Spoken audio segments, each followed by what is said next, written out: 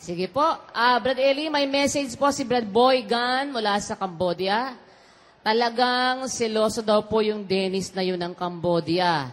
Siya daw po ang destino doon. Ilang beses na rin po niyang kinausap. Binabantayan daw po noon ang asawa kahit hindi makadalo sa pagkakatipon. Pagawa ka ng circular, pa-circular mo yun. Opo. Suspendido habang buhay. Ayan. Sige po. Noted. Ano natin yung gagawa ng circular. Pinalos. Opo. Balik na kayo mga kapatid at ituloy na natin yung ating paksa. Okay. Sige po. Mga kapatid, hanggang dyan Ready muna. na ba? Opo, Brad Eli. At balik na po kayo mga kapatid. Hanggang dyan muna ang ating consultation with Brother Eli. At tayo po ay magpapatuloy naman sa ating paksang pag-aaralan. Ayan.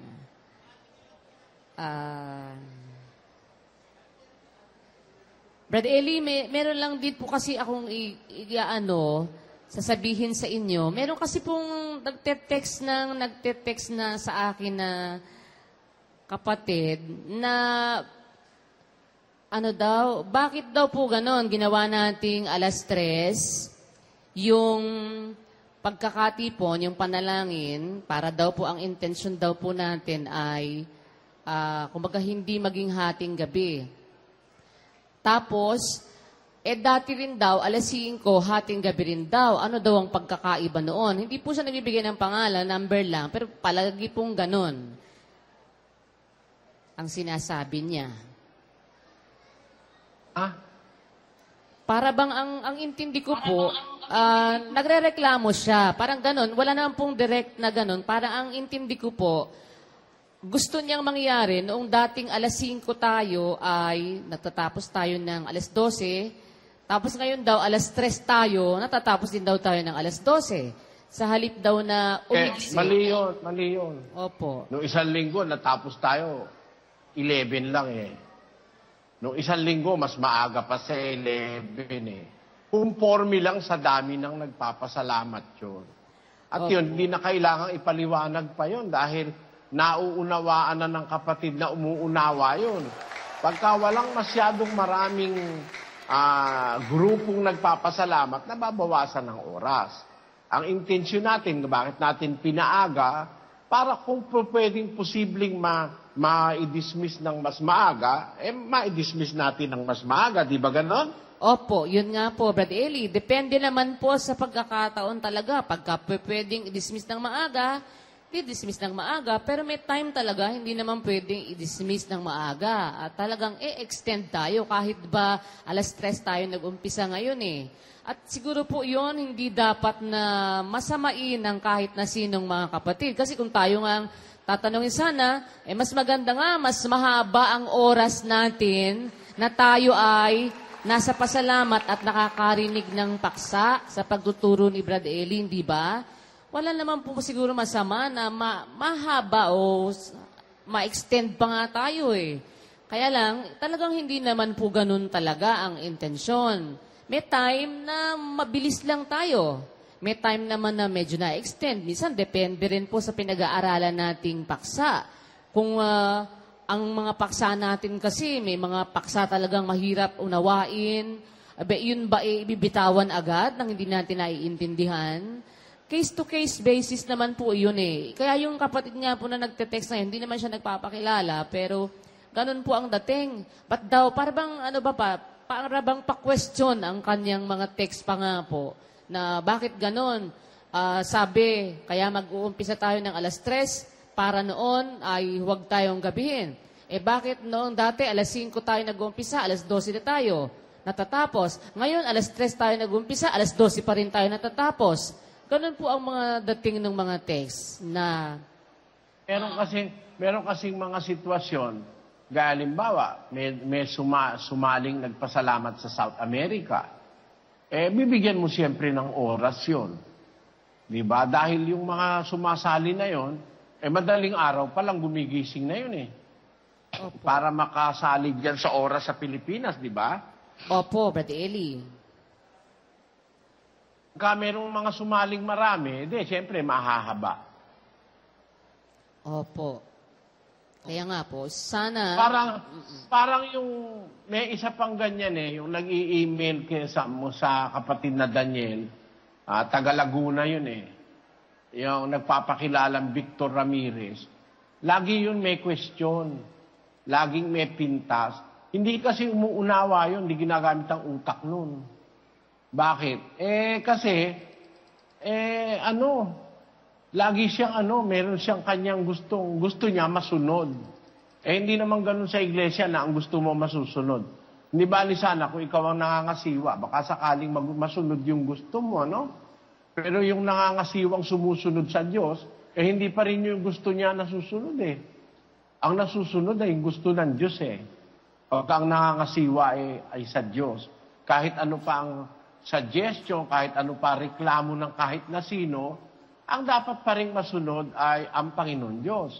Kaya sa ating pagsasama-sama, bagaman maraming mga pintas, maraming suggestion, maraming mga patago, ayaw magpakilala, nagpapakilala man peking pangalan naman, tignan mo sa AMS, wala naman Victor Ramirez, Pero ang sigurado ko, taga Laguna yon, yung Victor Ramirez na yon, laging merong puna, laging merong mali tayong ginagawa para sa kanya. Nandiyan naman siya, hindi naman lumalayas. Siguro para mawala na siya ng problema,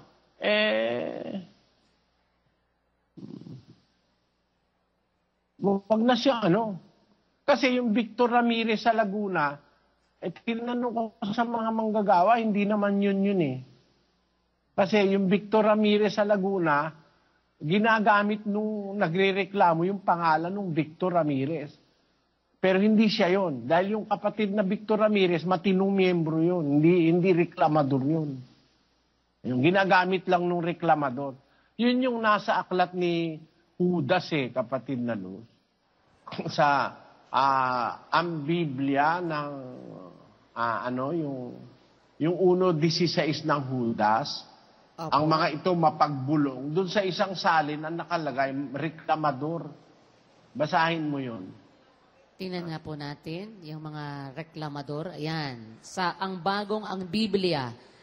Ang mga iyon ay mga mapagbulong, mga mareklamo, na lumalakad ayon sa kanilang mga sariling pagnanasa at ang kanilang bibig nasa nila. Gusto nila masunod yung nasa nila. Yun yung mga mareklamong miyembro sa loob na iglesia. Nung unang iglesia, meron din ganun. Marami silang reklamo sa mga apostol.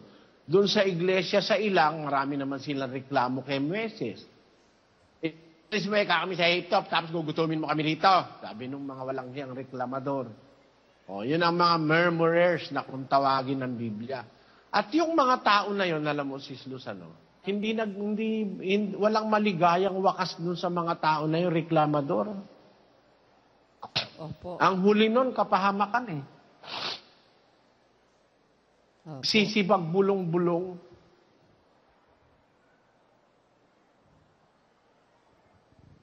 Yun nga po. Inuunawa nila ang sitwasyon, di ba? Tinan mo yung mga nandyan sa apalit. Hindi, ba't yan hinahating gabi? Nagre-reklamo ba? Masasaya, yung talagang kapatid, masasaya. Pero yung mga reklamador, yung mga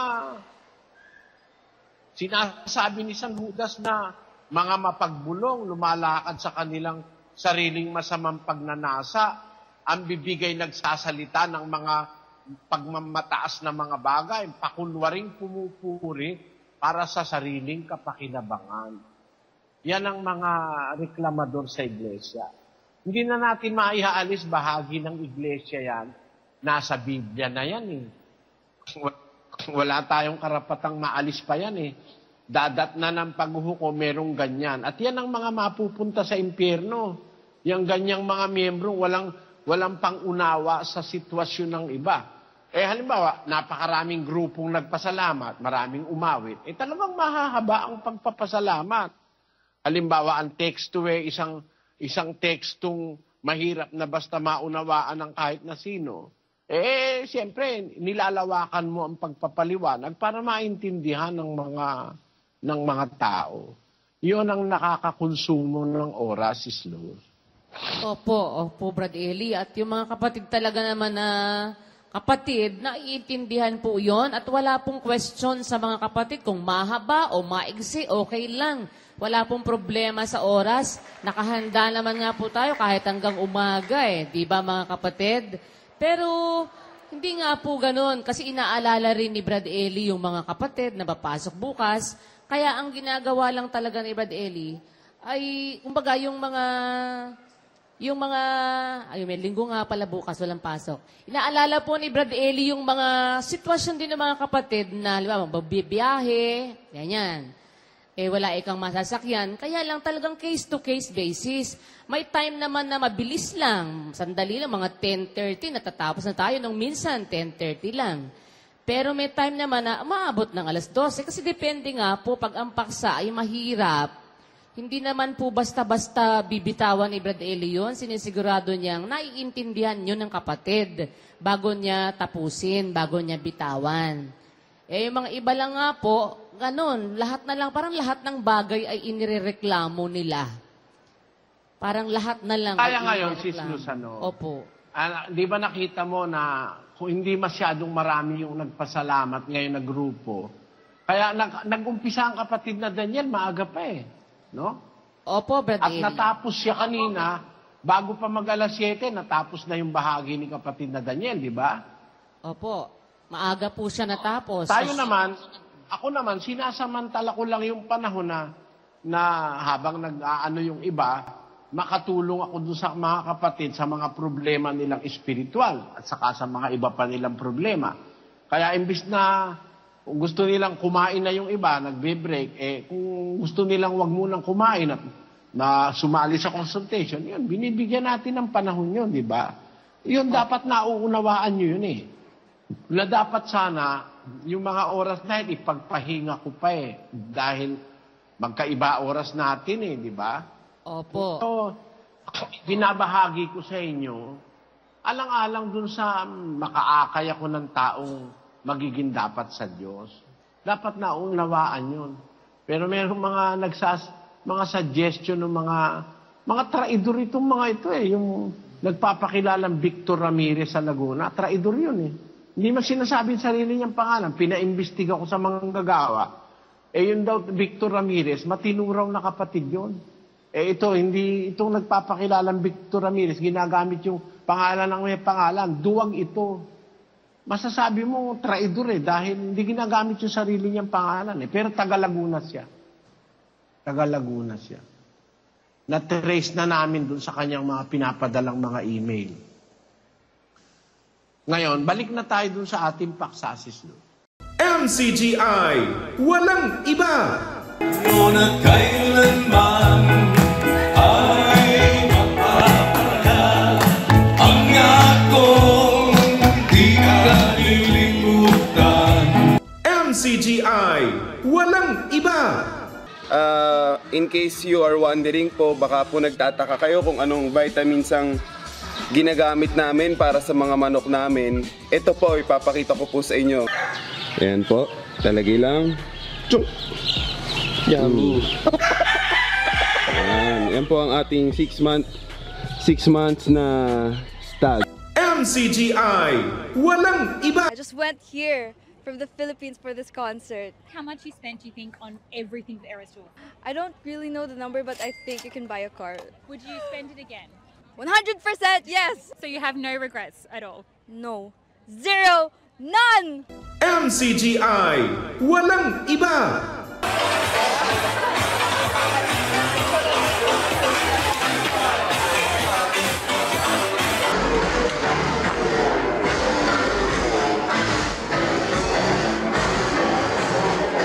MCGI, walang iba. MCGI, walang iba.